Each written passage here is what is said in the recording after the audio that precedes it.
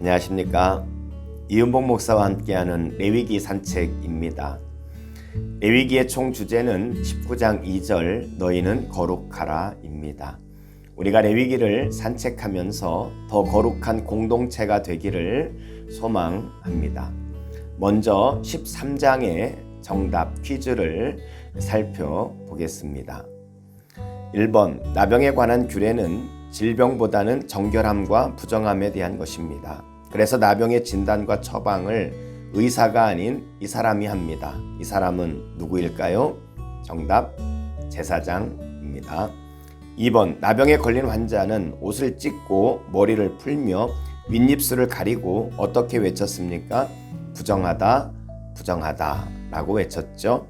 3번 의복에 나병 색점이 발생하여 악성 나병으로 판명되면 어떻게 합니까? 정답은 불에 태워버립니다.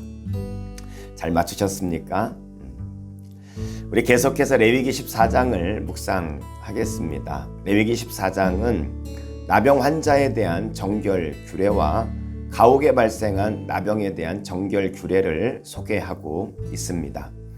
먼저 1절에서 7절은 나병에서 회복된 사람에 대하여 회복을 선포하는 절차를 소개하고 있습니다.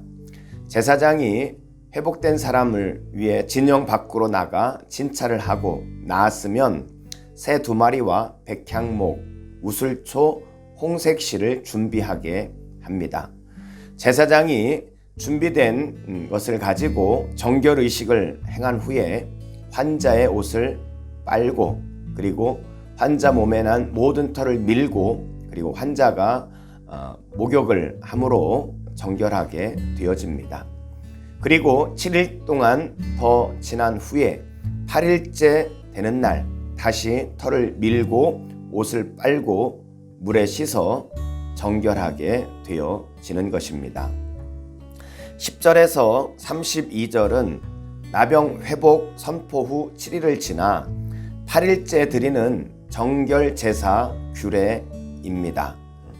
정결하게 된 사람은 제사를 위해 수양, 둘과 암양 그리고 다른 고운 가루 제물을 준비합니다. 제사장은 이 제물을 가지고 속건제와 번제 그리고 속죄제, 소제를 드림으로 그를 정결하게 했습니다. 이에 비해 가난한 사람은 순양 2마리 대신에 새끼 비둘기 2마리를 준비하고 다른 제물을 준비하여 제사를 드립니다. 제사장은 속건제, 속죄제, 소제, 번제를 드려서 정결하게 했습니다. 33절에서 53절은 가옥에 발생한 나병의 진단과 처리 규례입니다.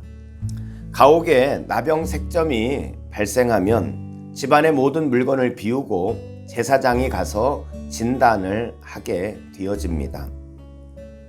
제사장이 살펴본 후 7일 동안 그 집을 폐쇄하고 7일 후에 색점이 퍼졌으면 색점 있는 돌과 사면의 흙을 긁어내어 성박 부정한 곳에 가져다 버립니다. 보수한 후 색점이 퍼졌으면 제사장은 이것을 악성 나병으로 선언하고 집을 헐어 부정한 곳으로 내어갔습니다. 집을 보수하고 색점이 퍼지지 않으면 그때서야 정하다고 선포합니다. 그러면 새 2마리와 백향목, 홍색실과 우슬초를 준비하여 정결의식을 합니다. 이것이 레위기 14장의 내용입니다. 오늘 이 말씀을 묵상하며 깨달은 한 가지를 나누어 보겠습니다. 나병에서 깨끗해진 사람이 깨끗해졌다 선언을 할 때에 제사장은 깨끗하게 된 사람의 귀와 손과 발에 피와 기름을 발랐습니다. 14절 말씀을 보면은 제사장은 그 속건제물의 피를 취하여 정결함을 받을 자의 오른쪽 귓뿌리와 오른쪽 엄지손가락과 오른쪽 엄지발가락에 바를 것이요. 제사장이 귀와 손, 발 오른쪽에 발랐습니다. 여러분, 사실 이것은 8장 24절에서 제사장 위임식 때도 같은 의식을 했던 것을 기억하십니까? 왜 정결하게 된 사람들에게 이렇게 할까요? 이제는 거룩한 사람답게 하나님의 말씀을 경청하여 듣고, 그리고 거룩한 사람답게 손과 발로 거룩하게 행하며 살아가라는 의미가 담겨 있는 것입니다. 사랑하는 성도 여러분, 우리가 예수를 믿고 정결하게 된 사람이라면 우리도 그와 같아야 합니다. 우리는 세상의 어떤 것보다 하나님 말씀을 가장 최우선으로 경청하고 귀한 것으로 여기며 그 말씀을 들어야 합니다. 뿐만 아니라 그 말씀을 따라 순종하며 살아가야 하는 것입니다.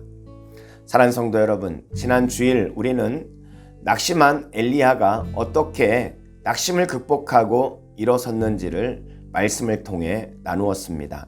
첫 번째는 환경이 아닌 하나님을 바라보면서 하나님과 함께 일어서야 한다 말씀드렸고요.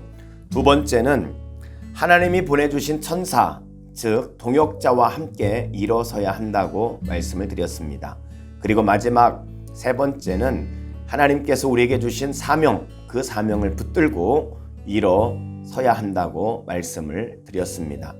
여러분, 이 말씀을 듣고 여러분은 이 말씀에 대하여 어떤 실천을 행했습니까? 거룩한 사람은 말씀을 경청하여 들을 뿐만 아니라 실천하는 사람이어야 하는 것입니다. 저는 오늘 여러분들에게 이 말씀을 실천하는 하루가 되기를 소망합니다.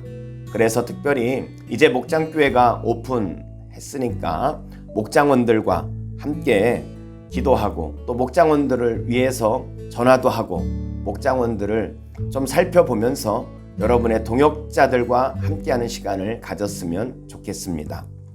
함께 전화나 만남을 통해 서로 교제하십시오. 그럴 때 우리는 목장 안에서 동역자로 세워져 갈 것입니다. 오늘은 동역자를 보살피는 하루가 되시기를 주의 이름으로 축복합니다. 사랑합니다.